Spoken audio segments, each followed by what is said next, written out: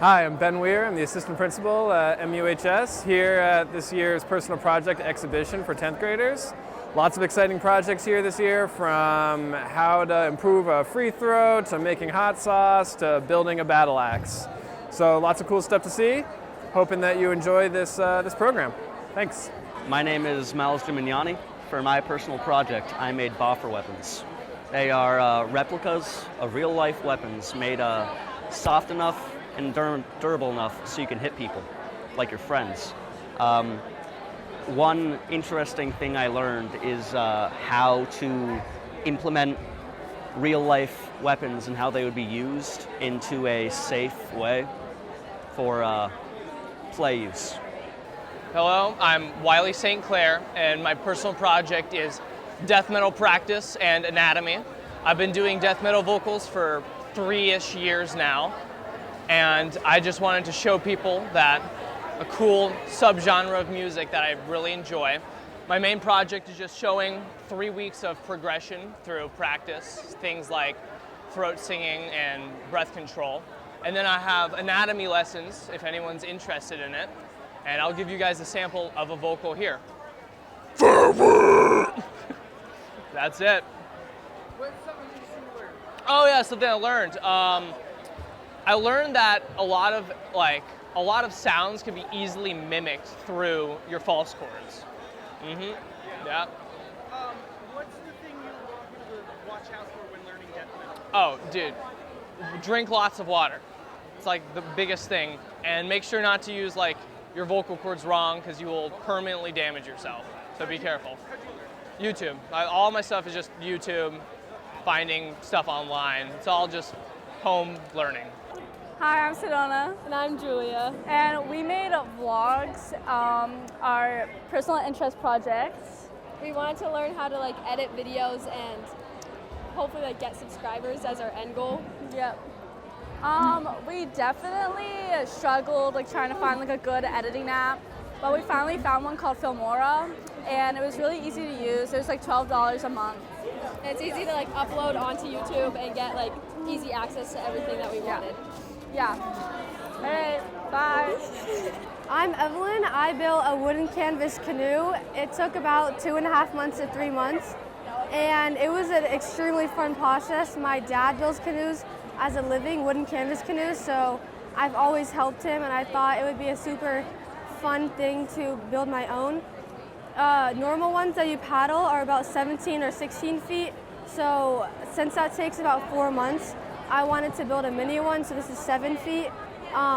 It was definitely difficult. I ran through some problems, but it was such a cool experience, and my favorite part was probably pulling the cast off, because you have this cast that, a model that's made out of metal on top, and once you put the wood over and bend everything, you will take the cast off, and it's just super cool to see your progress throughout the whole entire thing. Hi, my name is Morgan, and I learned Chinese on Duolingo for 5 weeks. I did 1 practice a day for 5 weeks straight, and as you can see here, this is how far I got.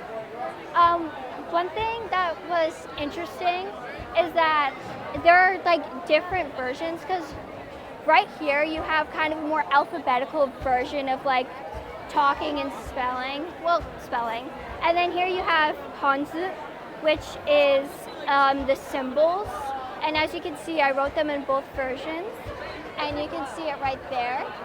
It was kind of difficult because you had to try and remember both versions and then translate it into the English version. But it was overall a fun process, and I'm glad I did it. Yeah, I think so. I think Duolingo is a great way for new people to learn new languages from scratch. Why Mandarin? Because it's a very hard language, especially for English speakers to learn, and I thought I wanted to challenge myself, because I wanted to do a language from scratch just to see how far I could actually get doing 1 practice a day, and I wanted to challenge myself, so I decided to choose Mandarin. Hello, my name is Raphael, and I modified a Power Wheels for a kid with cerebral palsy. I moved up the movement joystick to around chest level, so it is easier for him to move around. I also added a seat to hold him in better and putting yoga blocks at the floor so his feet are in a sturdy level. I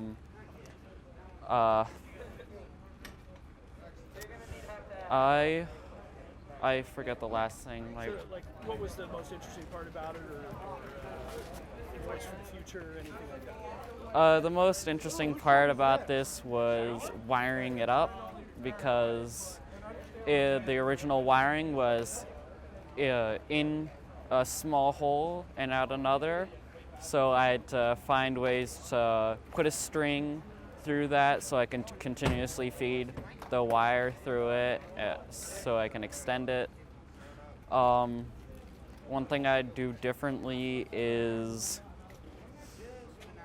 the type of material I use to extend the joystick, because it is not sturdy, like it, especially the mounting.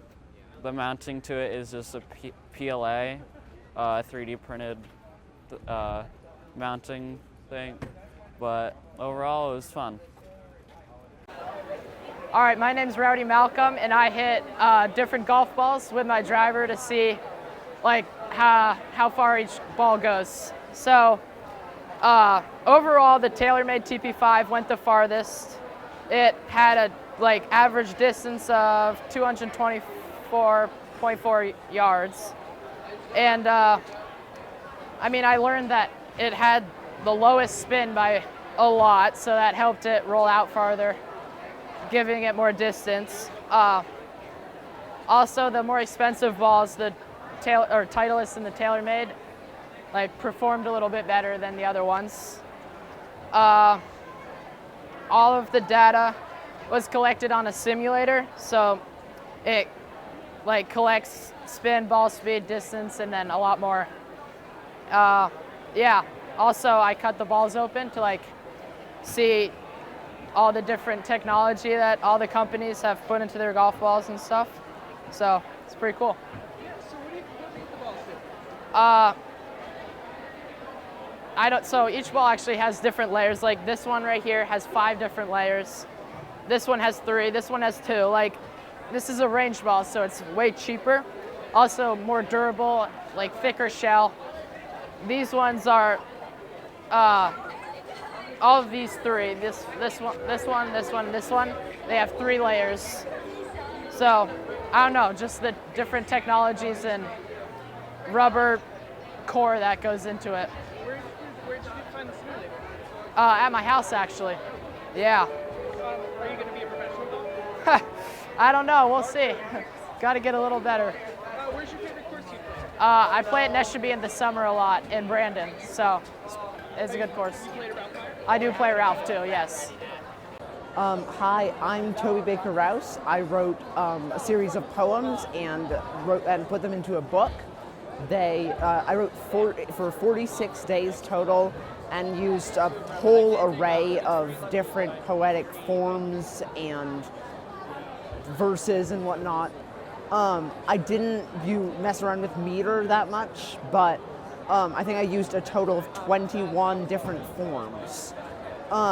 It was really fun. I wrote about all sorts of different things, and I think it was one of the most interesting things was that I've struggled with writer's block in the past, but I actually discovered tons of different ways that I can just overcome it, and I didn't really know how to do that in the past.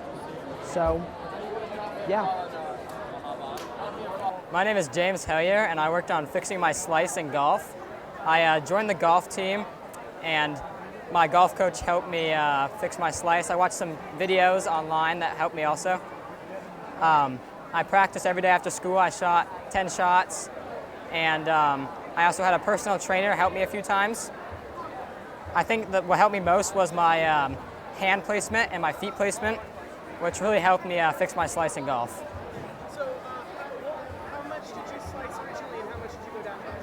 So originally I hit 10 balls beforehand and I sliced 7 out of the 10 balls.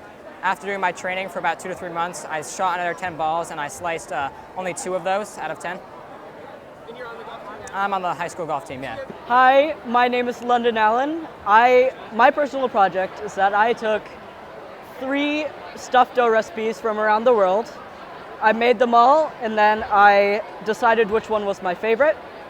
I made calzones, empanadas, and samosas, and as you can see, empanadas were the winner. I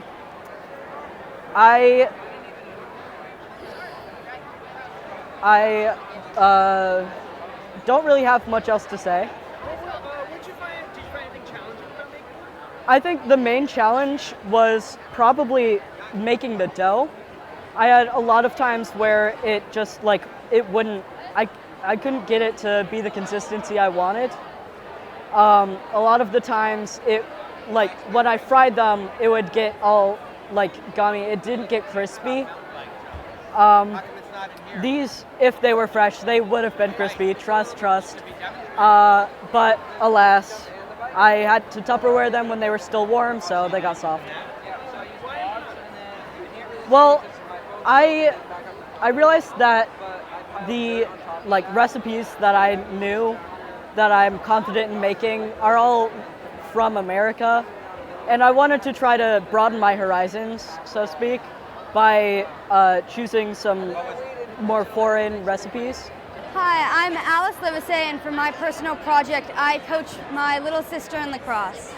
I coached her for about 3 weeks, and we had 6 sessions together. I recorded her feedback after each session, and then made a final practice plan of 4 practices, which are right here. A challenge in the project was finding time to do it because we're both really busy, and then we ended up having to practice in the rain and one really early practice at 6:30 in the morning.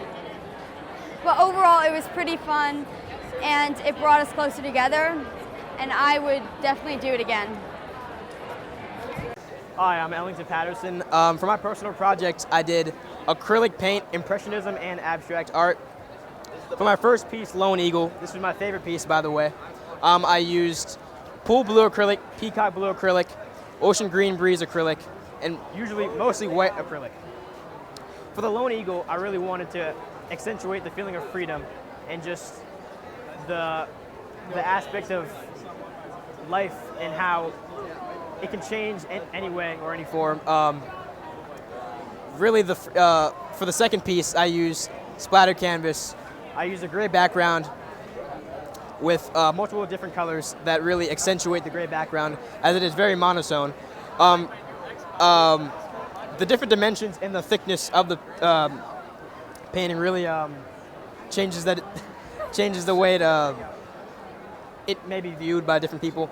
The thick tissue paper that has been used in my painting really it makes it pop. It makes it pop really. And then on the third one, A Day in the Rain, the mint green background really is helped by the purple hues and the white brush strokes. So this is really just any interpretation. Any person can interpret it any way they want. Just think about how it really fits you and how you want it to come across as. How I made it as just a piece that everyone can relate to. Yeah, thank you. Hi, my name is Greta Suter, and for my personal interest project, I did a model rocketry club at MUHS. So I took a group of 6 sixth graders, and I taught them how to make model rockets from start to finish, through building to designing with colors and paints and markers to launching. And one of my favorite parts about the project was that I got to flip my point of view in the classroom, where typically I'm a learner, I got to be an educator. And I got to give back to my community with something that I really, really love, and I got to share my passion with a bunch of little people, so it was very fun. My name is Heaven, and I did head and care. Something I didn't think I would learn is that this chicken would be so calm because you're mad at me for the moment, and it's fine. I have an egg demonstration of how to tell if an egg is good or bad. This project didn't take me horribly long, and I overly enjoyed doing this project and making everything like piece together. I felt like it was very fun to do. Can you tell me about hen coop? Yeah, so hens, I recommend 2 coops, but they only really need 1. 1 to sleep in and 1 to lay their eggs in. Will you hush? In the winter time, you need a bigger water dish and a water heater so their water doesn't freeze over. If it gets below 0, they will need a heat lamp in their coop so they don't like become chicken nuggets. You can layer your coops with like hay or sawdust. I recommend hay, it's much easier to clean out. Yeah. What's your name? Since you have a twin, your name is Buff Brahma, just like your twin's name. Well, actually, you're a triplet, but we have a name for your triplet. Hi, I'm Taylor Ultimos, and for my project, I did shooting a basketball from three-point range for 20 days, and I would shoot around 110 shots that I'd make, and then I would divide that by the amount of shots I took, and I'd get my percentages. And as you can see, over 20 days, I started off a little rough, and I improved eventually into 68%, what's pretty good. In game, you usually subtract 40%, and that's your in-game percentage. And my goal was to improve by 10%, and I improved by 18, so that was a good increase from my goal than I expected. One thing I found interesting along the way was some days you, as an athlete, when you're practicing, you have like bad days and like slumps that you get into. So you just have to like stay committed, stay focused, and just keep going even though you have like big drop-offs. You just gotta keep riding it out and eventually get to where you want to go. So yeah. Hi, I'm Isaiah Robinson, and I learned how to play the banjo. I looked up YouTube videos on how to play the banjo. It was a 30-video series explaining different techniques and like beginning ways to start playing songs. One thing that I learned that I thought was very interesting was about the history of this banjo. It was made in 1880. It's called a thoroughbred, meaning it was made by the original maker, S.S. Stewart. He died in 1889, so it was 9 years before he died. And this was my great-great-great-grandfather's banjo. I wanted to learn an instrument, and we got this instrument a couple years ago after my great uncle died. And it was like, I thought it would be a really cool thing to pick up because it was just sitting in my basement. Do you have family members who play the banjo? Not really. No. You gonna start a band? I don't know. Do you want to give me a little sample of banjo? Sure. This is a song called Boil That Cabbage Down.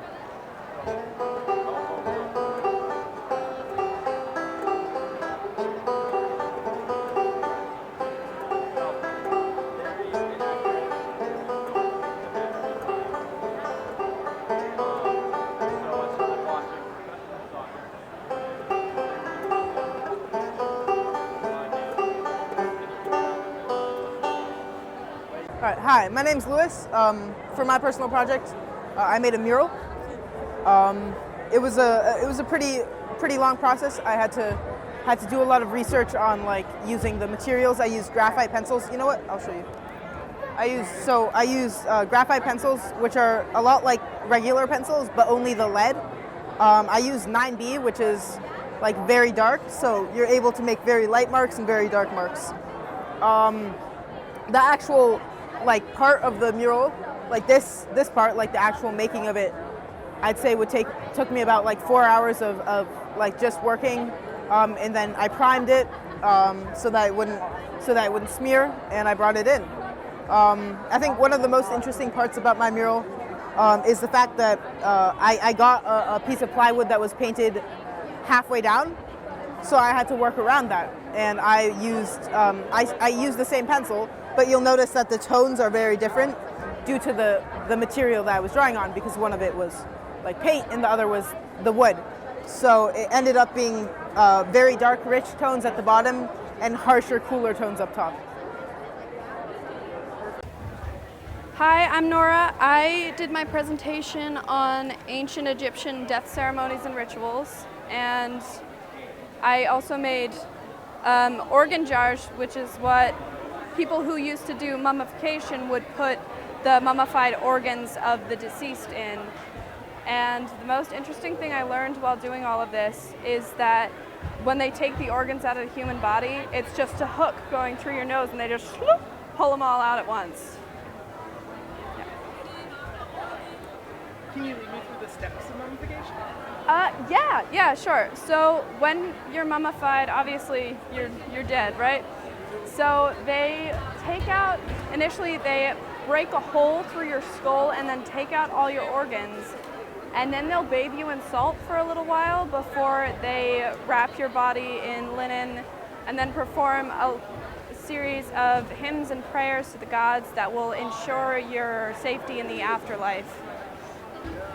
And that's about it. What gods do they pray to? Huh? What gods do they pray to? They typically pray to a group of gods called the Ennead, which is a lot like the Greek pantheon of the gods, which is basically all the major animal deities, but including one more human-like god named, I have it written on named Amun-Ra. And over the series of the years, he's sort of, the gods sort of dissipate and they're replaced by new gods, and then they come back, and it's just old rituals coming back and then leaving every couple dynasties. Hi, my name is Andon Ducat Hoffman, and for my project I tuned some skis. This took about like 2 weeks because we had to get everything sorted, and then I started with my other ski here, and then I actually went on to my race skis, which are now tuned up. And for an example, I'm tuning this pair that I now have. And yeah, so I had my dad kind of teach me through it. He tuned them with me and showed me how to do it. We actually videotaped it too. And then I met a guy who tuned skis at the Snowball. He has a stone grinder that he kind of showed me how to use. And so we like went through the motions. That's like kind of a fancier way to get the edges down. I just have this device, which has the kind of serrated part here. So this is kind of a primitive way, but it's nice, and it's like pretty simple and cheap. Yeah. So my process was kind of like collecting all this stuff, which is like, you know, these guys, a bunch of fancy tools, and then kind of building like some like information I had to collect, like what kind of wax am I gonna need, like how am I gonna like approach this, which direction do I need to, you know, carve into the ski, and then actually tuning them, and then I had to record that.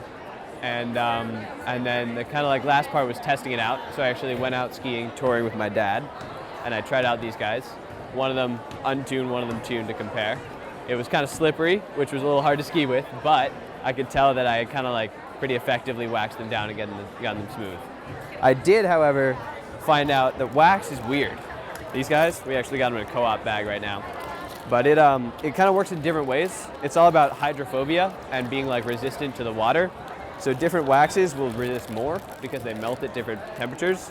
So like this red, for example, that'll melt at like a pretty like high temperature. So it's gonna stay hard even through the like stickier, wetter, softer snow. And then like if you go down to the blue, it's gonna be a little bit less, serious, and it's gonna kind of like be less effective on the sticky snow, but really effective on like the kind of icy hard stuff. So I'm actually gonna use the red for Vermont, but that was kind of like an interesting thing that I wasn't aware of until now. I'm Wendy Baker. I'm the superintendent of schools. It's my pleasure to have joined the students at Middlebury Union High School at their personal interest project exposition today. It's a great example of the way kids come together and build their curriculum into their personal lives with intention. Thank you for coming. It's been wonderful to have you.